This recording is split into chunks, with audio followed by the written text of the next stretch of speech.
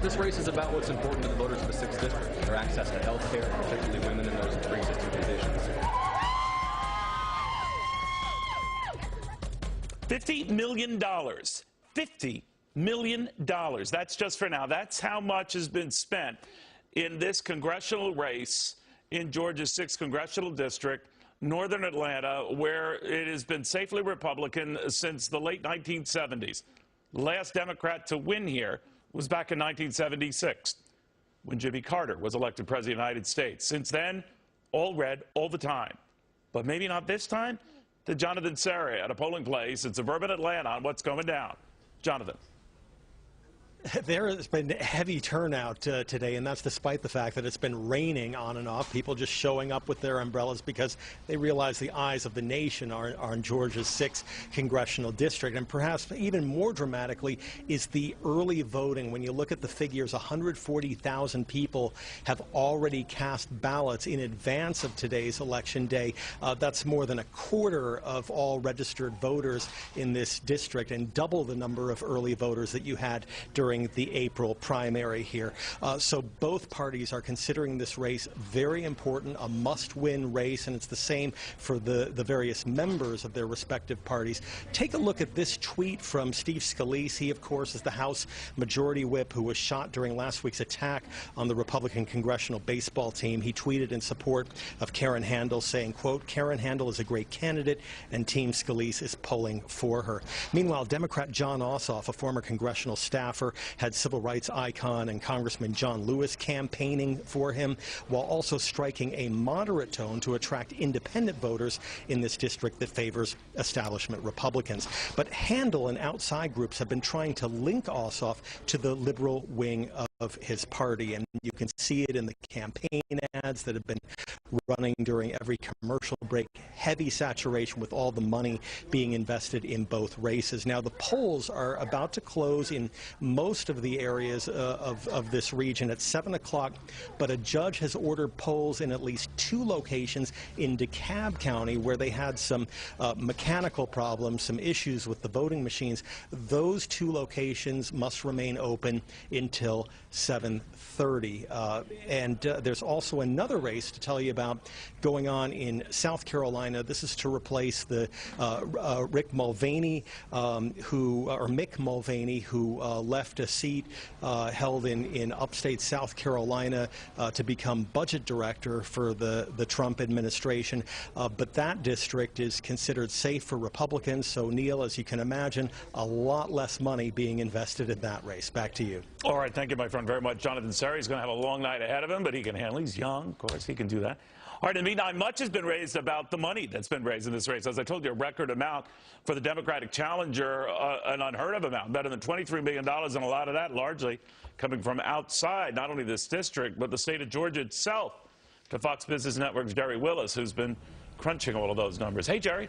Hey, Neil, that's right. The Georgia special election is best compared to, well, no other election, because it's the most expensive in U.S. history. More than $50 million have been invested by both sides in this record-setting campaign. At stake is the suburban Atlanta seat that formerly belonged to Tom Price until he was named Health and Human Services Secretary. In fact, the district has consistently voted Republican for decades. The last time the seat was in Democratic hands, 1976, 41 years ago. White House spokesman Sean Spicer this afternoon discounted questions about whether the race is a referendum on Donald Trump's administration, but the numbers, the money, astonishing. According to Open Secrets, a winning House candidate spent $1.3 million on average in the most recent election cycle, on par with the $1.2 million spent over the same period in 2014 and 2012. The numbers rose to $1.5 million and $1.6 million by the end of the 2014 and 2012 cycles, respectively. Now, the Georgia race even beats out Senate races in which the winning candidate, on average, spent $10.4 million. Now, both candidates for the 6th District are calling on heavy hitters with Georgia roots, and Price, now from his Health and Human Services perch, is encouraging supporters for the Republican Karen Handel. Neil, back to you. All right, Jerry, thank you very, very much. So you might be wondering about this record turnout or what's being expected here. We have 140,000 people who've already voted. 36,000 of them were not even part of voting in the primary back in April. So obviously there's something going on here, and it's something that I raised with the Republican chairman in the state of Georgia earlier on FBN. Take a look. It's going to break turnout records, I'm told. Do you agree with that? I do, Neil, and look, we've got a rain forecast in Georgia, and I can tell you right now it's raining Republicans in the 6th congressional district. All right, so he hopes. Again, the reason why this gets so much attention is for Democrats who are pouncing at the bit here to think that maybe this could be their first win after losing special elections in Montana and Kansas, that this is the closest they could come maybe to pulling off something that would maybe portend what could happen next year. Now, sometimes it doesn't quite jive that way, but the fact of the matter is a lot of attention paid here because if it, for example, is a big victory for the Democrat tonight, then all of a sudden it could affect Republicans and whether they could stay united and behind these efforts to get health care rework going, tax cuts, you know the whole drill, and whether they'd stay loyal to Donald Trump or vice versa. Washington Examiner's White House correspondent Sarah Westwood on the implications of all of that.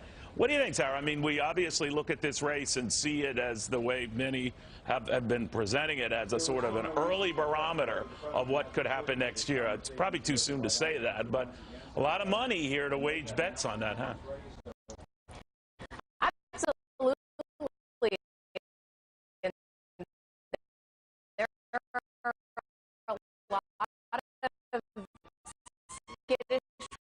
Republicans in Congress right now who are wary about Trump because of his part of why Democrats went all out on this Georgia 6 election. Part of it is that they could use it to recruit candidates to run in those districts you just mentioned. They need to have strong Democrats to challenge incumbent Republicans if they hope to ride what could be an anti-Trump wave in 2018. Well, do they hope to ride on that by flipping 24 seats? That's what they would need to do. And I'm just wondering if part of that thinking is to target these states where Republicans are vulnerable or might want to quit or not or think of not running in that event. That's absolutely going to be their plan, and Democrats wanted this race to be symbolic for other candidates who might jump into those races, maybe scare some Republicans who are vulnerable into an early retirement. But it's not clear that this race will be able to be replicable across the country because there's so much money being pumped into it. That kind of resources, there's just not going to be available for every Democratic district that Democrats want to target. So clearly, you know, there might be some symbolic reading of the tea leaves here, but special elections are special for a reason, and they don't always have national implications. Yeah, and it usually doesn't go to the way it is sort of seen as by consensus. We'll watch very closely. Thank you very, very much. Thank you. All right, as she pointed out, there's a lot of money at stake here, record number of funds and outside interests who are trying to make this a statement for the midterm elections. Rarely does it pan out that way, but we are going to look at the money and the implications if it does tip, even if it doesn't tip, tomorrow on Fox Business, starting at 12 p.m. Eastern Time. The fallout from this, we marry money and politics like nobody's business, and tomorrow we are going to be all over this and that race in South Carolina and the role that money will play, especially from outside regions, if it can be put to use in regions where they can sway this. 24 seats to sway Congress. Doesn't take more than a few to get the Senate. So a lot of people watching this, and so are we. Meanwhile, Speaker Paul Ryan making the case now for permanent tax cuts and more to get it done this year. This year. To the man who probably has been saying to himself, hello, I've been doing this for a while. The House Ways and Means Chief, Kevin Brady, is next. These reforms, these tax cuts, they need to be permanent. I am here to tell you, we are going to get this done in 2017. All right, and to hear the Speaker tell it by September, and that is also the time Gary Cohn, the man who runs the National Economic Council over at the White House, was saying much the same, that he'd like to see something move out of the House by about that same time period. So obviously they're on the same page here. House Ways and Means Committee Chairman Kevin Brady, whether this is doable. What do you think, Chairman? It is, and I think the fact that the Speaker made the case is what we're hearing from our local businesses, as you are, which is go bold, go permanent, and go now. We're making steady progress on tax reform. We continue to meet with, in fact, this week again, the Trump tax team, the House and Senate will meet again working on this. And so, look, we've got more work to do in the weeks ahead on a unified tax reform plan, but we continue to stay on the right timetable. Chairman, when we were monitoring Speaker Ryan's remarks on Fox Business, which if you don't get, sir, you should demand, and I know Yes. you're busy, but one of the things that I did catch is that he didn't say word one about that border adjustment tax, the tax on imports, and I'm wondering if that was coordinated with the White House or others to say it's dead, Speaker, move on. No, and he made that clear in subsequent discussions today, but he made the case of why the problem we're trying to solve still remains, which is how do you stop U.S. companies, research, manufacturing headquarters from leaving the country? More importantly, how do you bring them back? You need a very good, strong, smart provision to do that. And as I said today, we'll continue to work with the White House and the Senate to get that provision right. But not the border tax itself? Is that well, dead? No. It is not. It is not. Okay. We continue. I still believe it is the very best solution to that problem of jobs leaving the U.S., more importantly, how we bring them back. But we will have to remain open, as the Speaker said, to finding a solution, a consensus among the White House and the Senate. You know, sir, in the meantime, you know, he is talking, and the White House is as well, about having something in the House, or they wouldn't debate this ad nauseum in the House, so it just, I guess, a vote. Gary Cohn is saying to the White House, to the House, presumably it moves from there. Are you okay with that? Because I could just envision Democrats and maybe some Republicans saying, well, where's the debate on this? Well, we are going to have a full debate on tax reform. As we develop a unified plan, many of the elements have been are well known, but as we start the process in the Ways and Means Committee and through the House floor, we're going to have plenty of hours, if not days, of debate and consideration of the tax bill. Congressman, much has been made of the shooting last week of Steve Scalise. I know a friend and confidant of yours as well. Have you had a chance to talk to him in any way? I have. And I will tell you, he had a very good weekend. Each of the surgeries have been successful. They've upgraded his condition, health condition. Clearly, he's got a long road ahead of him for a full and complete recovery, but he is visiting with his wife. His family is here with him, and so each step, and this is a process that where not every day will be a good day, but each day, frankly, has been. And the doctor at the hospital I visited with today, you know, just feels increasingly optimistic about his recovery. What is his mood like? Well, look, he is, you know, he's a Cajun, you know, LSU Tiger. You know, he's up for everything all the time. He's already engaging mentally in the work that's being done in the House, obviously, and he's just determined to work his way through this. And I'll tell you, the Scalise family and Steve included, boy, they appreciate the prayers and the support like you can't imagine. Did you were supposed to be at practice that morning, were you not? Yeah, I was there. You were, and okay. Had left just a couple moments before the shooting began. And as I'll tell you, in many ways, it was a day of miracles that so many more weren't lost that day, and so we're just very grateful. Now, did you left before this all started? Did you hear anything on your way out? Or no, and I left. I left a few minutes after 7. I think the first calls came in about 7:10, and so apparently I had just left the ball field. This is not what you expect to have early in the morning and a beautiful summer day, getting ready for this wonderful tradition of baseball on Capitol Hill. We were blessed that we had the Capitol Police there, that it was a light day. Our pitchers were resting their arms. Many had already left from practice, but I'll tell you, it is, again, not what we expected when we showed up in cleats and with our ball gloves that morning. Oh, I'm sure. When you talk... It's a total disgrace what happened to Otto. That should never, ever be allowed to happen And frankly, if he were brought home sooner, I think the result would have been a lot different. He should have been brought home that same day. The result would have been a lot different. But what happened to Otto is a disgrace. President Trump reacting to the death of Otto Warmbier. Now, I asked former New Mexico governor and U.S. ambassador to the UN, as well as former Energy Secretary Bill Richardson, on why North Korea did this now. Why they released him in the first place. He was sick. Obviously, they could have let him die in prison here. So what do you think got into them to say, oh, my gosh, we've got to get him out of here, or he's going to die on our watch? What happened? Well, precisely that, Neil, that maybe he was showing symptoms of decaying after this coma, with this coma. And I think they realized that they'd made a huge mistake. They notified the U.S. government, the State Department, and I give credit to the State Department and the Trump administration for aggressively going to North Korea, sending a plane, demanding that he be treated in Japan, brought home, but it was too late. All right, to the Wall Street Journal's Mary Kissel. Mary, this tragic death of this young man has done more to galvanize attention in this country than any of these missile tests that North Korea has had. So I guess it begs the issue, what next?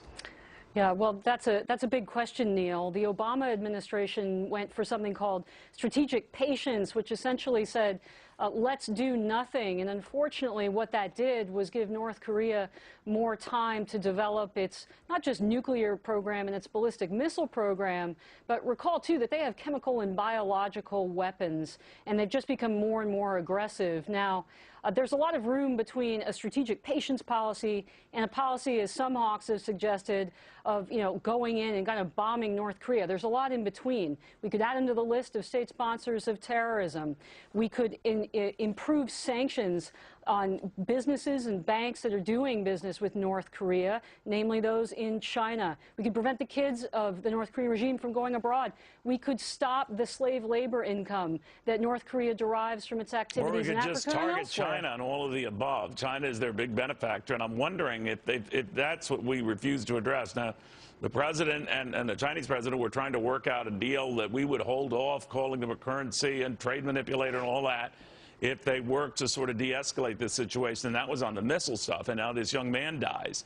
And I'm wondering what kind of pressure we can bear on the Chinese now, or are we afraid to do that?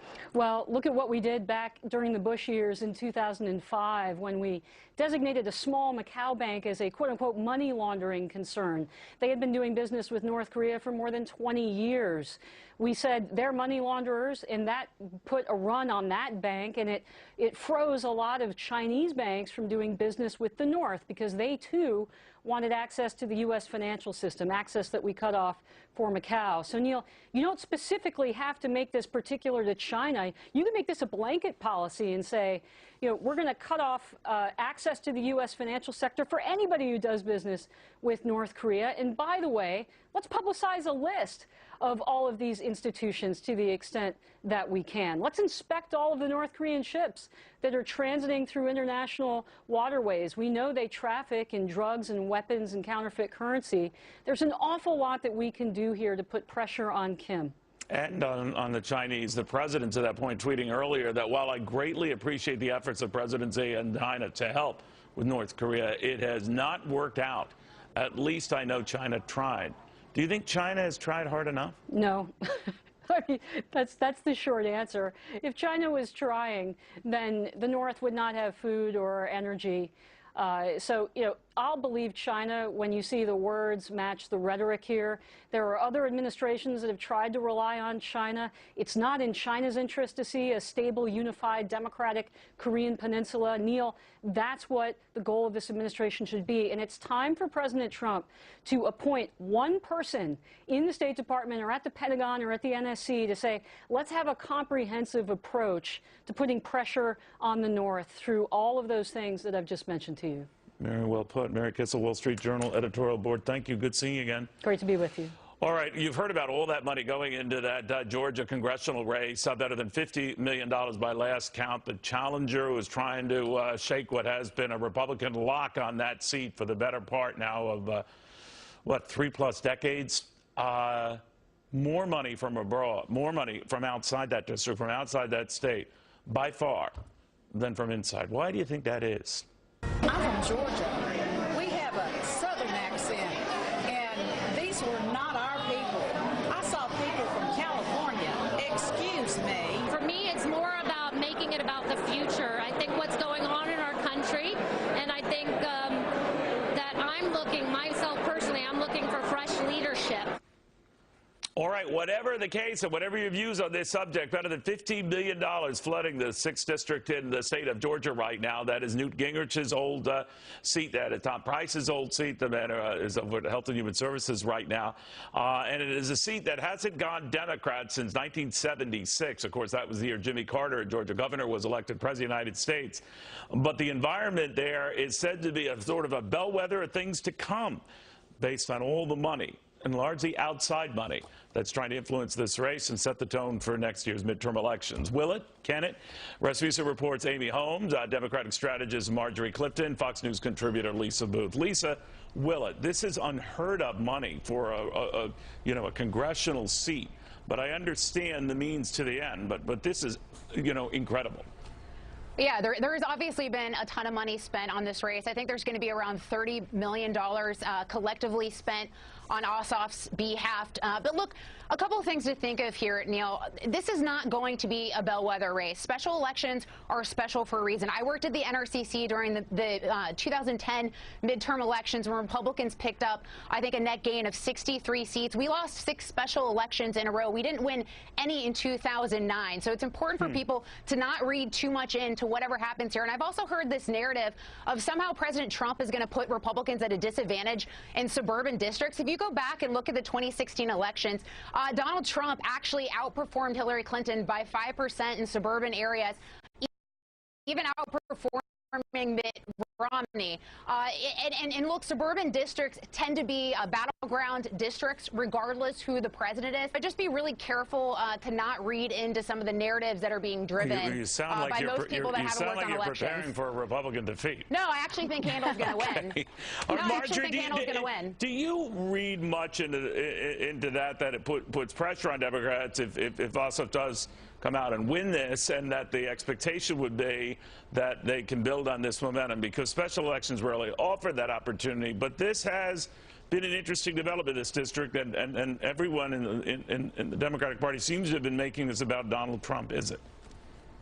Well, I mean, I think that's the only thing Democrats have to push on right now is Donald Trump, because there hasn't really been a lot of policy dollars could do for a school district in Georgia. Yeah, that's always an issue, I think, on the right and left. You're quite right about that. But, Amy, one of the things I wonder with this amount of money that's going into this and the expectations that it can build for Democrats, I think about Republicans and whether some of these 24 or so Republican congressmen in districts that Hillary Clinton won will feel vulnerable, or will feel that they should somehow separate themselves from Donald Trump, or some of them maybe opt not to run at all. I mean, you could see how this could build and feed on itself. Oh, absolutely. And if Ossoff wins tonight, it's going to be a huge symbolic victory for the Democratic Party. And those Republicans in Hillary Clinton districts, yeah, they should feel vulnerable, because they know that millions of dollars from around the country outside of their districts will be pouring into their races for Congress to try to defeat them. So you always have to stay on your toes. This is politics. It ain't beanbag. No, you're right. But what I would add to this that I don't think there's been enough attention is that Ossoff, he's been running, at least he says, as a moderate and an independent. He's not been running as a Bernie bro, fire-breathing socialist he's eschewed those guys coming to the district to campaign on his he didn't behalf, want them there, and I think that's also a lesson for the left, that their politics, they don't sell in a lot of these places. Marjorie, what do you think of that? The fact that he has also opted not to have some of the big liberal luminaries of the party come down to the district, maybe they tried or whatever, but he's not interested in that. Yeah, I mean, again, it's taking the temperature of a given state. It's sort of like we talk about with blue dog Democrats. A Democrat in the Northeast versus a Democrat in the South are going to look very different. Right. And I think it's important to listen that way. And coming out of the last election, looked at about 70% of Americans were in that middle ground. They didn't know where to identify. And I think that's something very important to listen to, is branding and how that carries. And the reason Georgia is so important is it had Donald Trump won by 1 point. So it was that state that was sort of up for grabs jobs. And I think you're going to see trending in a lot of other places. I mean, even here in Texas, if Texans turned out to vote in the same rate as they did in California, it would be a Democratic state. So I think voter turnout is the name of the game. Well, that could be crucial. There's no way to tell. But Lisa, when you look at what is at stake tonight, a lot of people say that this will be a defining moment, whether we get tax cuts, whether we get the health care rework, because if Republicans lose, then they're going to be antsy and they might back away from the president. Is that a bit too much or what? Yeah, I think Washington wants to read into way too many things, and I think if I was voters or viewers at home, I'd be cautious because a lot of people got a lot of things wrong last election cycle, and they continue to have a mentality against President Trump that really prevents them from being objective about anything. And just to go on the record, I do think Handel will pull it off tonight. But look, Neil, let's go back to the money. You're a money guy. So look, Democrats and Ossoff are going to spend probably around $30 million on this election. They have to, one, retain 194 seats and convert 24 seats just to have a one-seat majority in the House. So they're going to spend $744 million just to convert those seats, not even to mention that they have to retain all those 194 I think they're looking for momentum. I don't think they'd necessarily have to extrapolate that much. The point I'm making is I would be very cautious not to read into whatever happens tonight. Special elections are special for a reason. Okay. And if I could add to that, I just read today that something that might be influencing the turnout today, something beyond everyone's control, the weather. And it's thunderstorming in Atlanta. I wonder who that benefits. All right, we'll see. Ladies, thank you all very, very much. Thanks, Neil. Oscar De La Hoya, arguably one of the greatest boxers to have ever donned gloves, on what he makes of an ultimate fighter challenging an ultimate boxer. Some people saying this will be the ruination of both sports. What does Oscar think after this? All right, think quick. Who is the heavyweight boxing champion of the world? Who is the middleweight boxing champion of the world, the light heavyweight boxing champion of the world, the in-between welterweight champion? See, that's just it. Gone are the days we knew that sort of at the top of our head because we have so many people handling this. Golden Boy Promotions founder and multiple boxing champ Oscar De La Hoya, arguably one of the greatest boxers who ever lived. Keeps getting younger. I don't know why. Wow, why, thank you. All right, good to see you. Well, I didn't want to ask you tough questions because you could hurt me. But I would sue. I would sue. What do you think? This one, we have Floyd Mayweather coming up with Conor McGregor, the Ultimate Fighting champ, and it's getting incredible attention. And I'm wondering, you're worried about it. You didn't like it. You said, my interest is in the health of boxing as a whole, you wrote on Facebook. And if Floyd were to come out of retirement to take on someone like Keith One-Time Thurman or some other top welterweight, not only would I applaud the fight, I'd be the first one in line for a ticket, but not this one. Exactly. Well, it's not about probably the best boxer of our generation. 12 but that's rounds like being a one-armed paper hanger, right? Exactly. He can't do what he can do. It's going to be difficult for Conor to pull this one off. But look, it is what it is, and I'm just. Did they have these Ultimate Fighters when you were fighting, or no? They didn't. That would have been pay dirt. I was working the arena. And this is the guy who's going to fight this Gennady Golovkin, right? Gennady Golovkin, which will again generate another 2.34 million homes. But that's pure boxing. That's pure boxing. That's the best versus the best. But you know what I'm reading about? If boxing is declining in interest and ultimate fighting is rising in interest, this is a way to find desperately a way to keep both sports vibrant. I don't think ultimate fighting needs it. I think boxing does, and that's why this fight came to be. I actually hope that the Conor McGregor versus Mayweather fight is a terrific fight, is one for the ages, is one where it ends in a knockout and both sports win. That's exactly. But you think the way it's staged now, Mayweather will win here because he has all the advantage. He can box, and the other guy can't do his ultimate stuff. Exactly. I mean, McGregor cannot chokehold, he cannot grapple, he cannot use the then what is he doing? He's going to be boxing? He's going to be boxing. All right, and it's going to be almost a disaster. It's going to be like Michael Jordan trying to play baseball. He was terrible at it, but he was the best basketball player ever. But now you're the arranger. You arrange these fights. You talked about the one with the Golovkin. Is that see that's another thing I have a problem with. I don't even know these guys. What happened to days? I knew you. I knew everyone you fought. Sugar Ray Leonard at the heavyweight division, Ernie Shavers, Muhammad Ali, Joe Frazier, Larry Holmes, George Foreman. What happened? Well, we are entering in this era where the new golden era of boxing. We've had terrific fights throughout the year.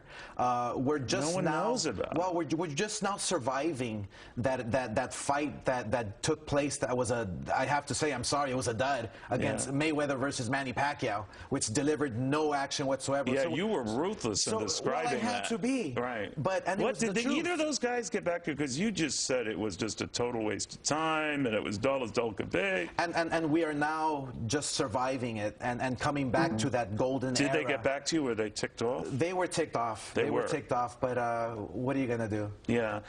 You've been one of the few boxing greats who's hung on to his money and then some. Yes. And now, of course, a lot of boxers gravitate to you because you know what it's like. Right. So you can promote their... but I think a lot of champs lost all their money from nefarious managers and money guys.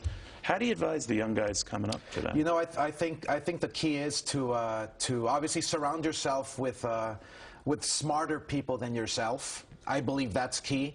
But at the same time, you have to know how to diversify yourself. Yeah. You have to know. But you were very good at marketing as well, right? Well, marketing, of course, it's key.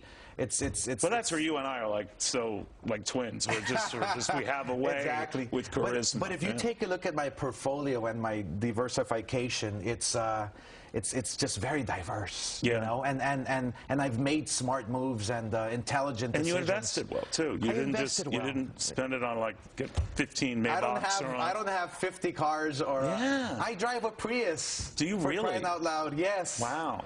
You could do a little better, can't you? I mean, that's fine. All right. I save money on gas. As if you need that. Oscar De La Hoya, thank you very much. That fight, Canelo Alvarez and Gennady Golovkin. Triple G. Triple G, sure, absolutely.